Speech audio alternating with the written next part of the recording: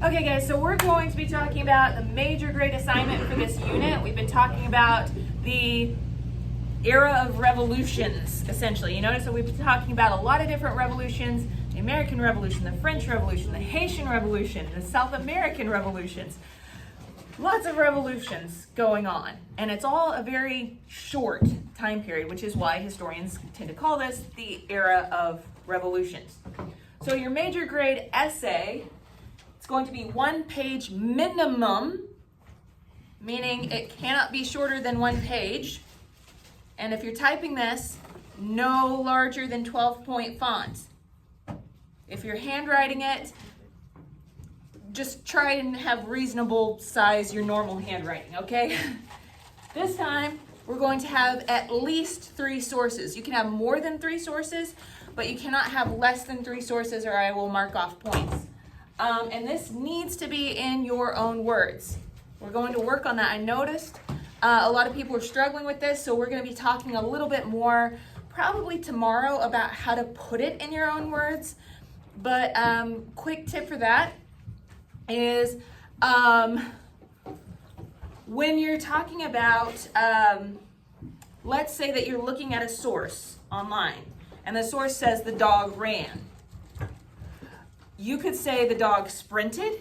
You could say the dog raced. You play with the verbs, and a lot of times you can come up with something more interesting, right? So we have dictionaries. I can help you guys out finding new ways to put things, all right? A lot of times you can't change the nouns because they could be proper names, right? It could be like France or America or the names of the people that you're talking about. But you can play around a lot with descriptive words, and you can play around a lot with verbs, like action words. So those are quick tips for avoiding plagiarism in this essay. So like I said, if it's not in your own words, you get marked off. If it's less than a page, you get marked off. You have less than 3 sources, you get marked off. So we'll figure out how that looks in actual points as we go. All right, topics that you can choose from. Again, we're looking at different people who are involved in these revolutions. So the first couple are involved in were involved in the American Revolution.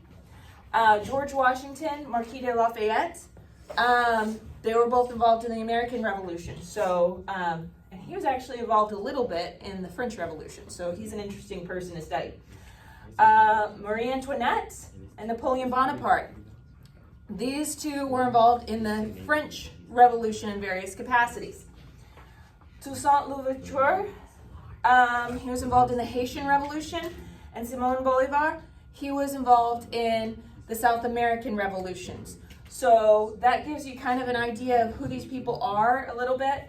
I tried to find more female people who were involved, and one of the problems with history of this era is that men tend to make the news and women didn't. I don't know, probably because men were the ones writing the history books, but that's a whole nother story for another day. But you choose one of these topics, and then for each one of these people, you only have to pick one of these people, but for all of them, regardless of which topic you choose, guys, voices off, you're answering the 5W plus H questions. I thought I'd get a little more specific what I'm looking for with these this time. Hopefully that'll help us out. So who is this person? When did they live? Where were they from? What did they do? How were they involved in the revolution? Notice that it's different revolutions, but there's a revolution involved in the mix somewhere. And why are they remembered in history today? So those are the questions you're trying to answer in your essay. If you even wrote just a couple of sentences, like maybe 3 sentences for each of these questions, you should have a fairly good essay, honestly. And if you follow that order, it's a pretty logical sequence there, hopefully. So, who is this person we're talking about, their biography? Like, what was their job title? Did they come from a wealthy family? Were they some position of nobility? By the way, guys, Marquis was not his first name. That's a title. you're going to be finding out what his actual name was. So, when did they live? You know, all of these characters, guys, let's see. I think really the only one that might be tricky is this one. Remember when we were studying about Martin Luther? A lot of people got him confused with Martin Luther King. There's like George Washington Carver, who lived later on in history, so don't get confused. This is George Washington, the guy that the other guy is named after.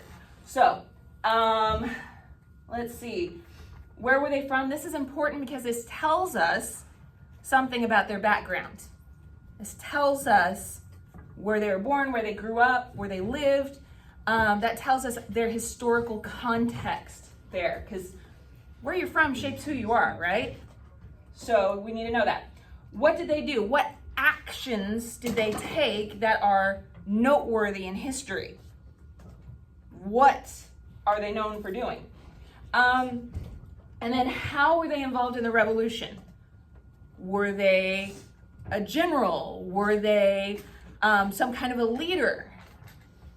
Were they just a person who kind of got caught up in the mix somehow? You're going to be finding out about that.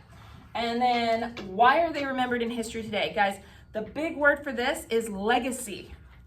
Why are we still even talking about these people?